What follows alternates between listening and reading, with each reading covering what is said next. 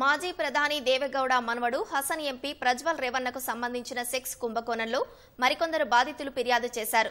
ప్రజ్వల్పై అత్యాచార కేసు కూడా నమోదు చేసినట్లు కర్ణాటక సీఎం సిద్ధరామయ్య వెల్లడించారు. ఒక కేసులో అయితే మహిళకు తుపాకీ గురిపెట్టి మరీ ప్రజ్వల్ అత్యాచారానికి ఒడిగట్టినట్లు తెలుస్తోంది. అటు కేసులో దర్యాప్తు వేగవంతం చేసిన సిట్ బృందం ఇవాళ రేవన్న నివాసానికి వెళ్లి ఇంట్లోని సిబ్బందిని ప్రశ్నించింది. ప్రజ్వల్ రేవన్న తండ్రి హెచ్డి రేవన్న కూడా విదేశాలకు వెళ్లిపోయే అవకాశం ఉన్నందున ఆయనతో పాటు ప్రజ్వల్ కు మరోసారి లుకౌట్ నోటీసులు ఇచ్చినట్లు కర్ణాటక హోంమంత్రి జి పరమేశ్వర్ తెలిపారు.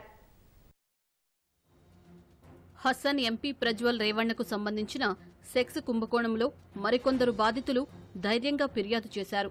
వందల మంది మహిళలు ప్రజ్వల్ రేవన్న, అతడి తండ్రి మాజీ మంత్రి హెచ్డి రేవన్న అకృత్యాలకు బలైనా ఇంతవరకు పనిమనిషి తప్ప మరెవరూ ఫిర్యాదు చేయలేదు.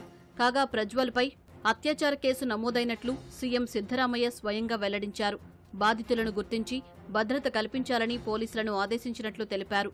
ప్రజ్వల్ విషయంలో భాజపా తప్పు చేసిందని, అతడి గురించి ముందే తెలిసి కూడా టికెట్ ఇచ్చారని, ఇప్పటికైనా అతడి పాస్పోర్ట్ను రద్దు చేసి భారత్కు రప్పించాలని ప్రధాని మోదీకి విజ్ఞప్తి చేశారు.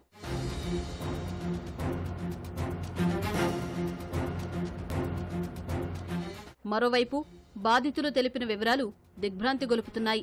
ఓ కేసులో జేడీఎస్ పార్టీ నాయకురాలే ప్రజ్వల్కు బలైంది.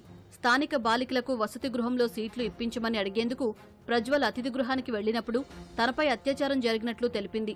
అప్పటికే అక్కడ చాలా మంది మహిళలు ఉన్నారని, అందరినీ పంపి తనను గదికి రమ్మని అసభ్యంగా తాకాడని వివరించింది.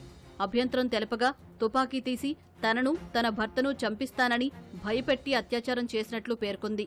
ఆ దృశ్యాలను మొబైల్లో చిత్రీకరించి ఈ విషయం బయట తెలిస్తే వీడియోను విడుదల చేస్తానని బెదిరించాడని, 3 ఏళ్లుగా అదే వీడియోతో భయపెట్టి తనను రేప్ చేశాడని వెల్లడించింది.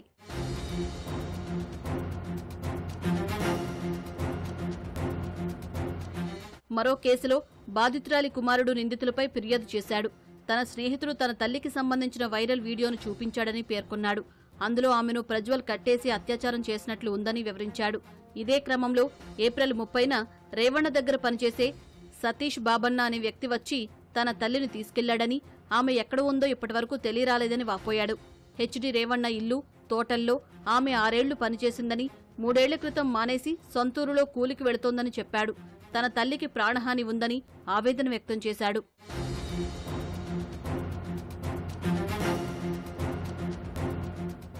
ప్రజ్వల్, హెచ్డి రేవణ అకృత్యాలకు బలైన బాధిత మహిళలందరినీ అన్ని విధాలా ఆదుకోవాలని కాంగ్రెస్ అధినేత రాహుల్ గాంధీ కర్ణాటక సీఎం సిద్ధరామయ్యకు లేఖ రాశారు. ప్రధాని మోదీ, హోంమంత్రి అమిత్ షా ఆశీర్వాదంతో ప్రజ్వల్ పూర్తి రక్షణలో ఉన్నట్లు ఆరోపించారు.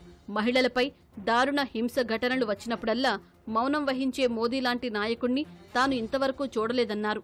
ఈ ఘటనను భయంకర లైంగిక హింసగా అభివర్ణించారు. ప్రజ్వల్ను సోదరుడు లేదా కొడుకుగా చూసే మహిళలపై ఇలా చేయడం దారుణమన్నారు. ప్రజ్వల్ ఒక సామూహిక రేపిస్ట్ అని సాక్షాత్తు భాజపా నేత దేవరాజుగౌడ చెప్పినా కూడా అమిత్ షా పట్టించుకోకపోవడం తనను షాక్కు గురిచేసిందన్నారు. ఇంతటి భయంకర ఆరోపణలు ఉన్న సామూహిక రేపిస్ట్ కోసం ప్రధాని మోదీ ప్రచారం చేయడం దిగ్భ్రాంతికరమని వాపోయారు.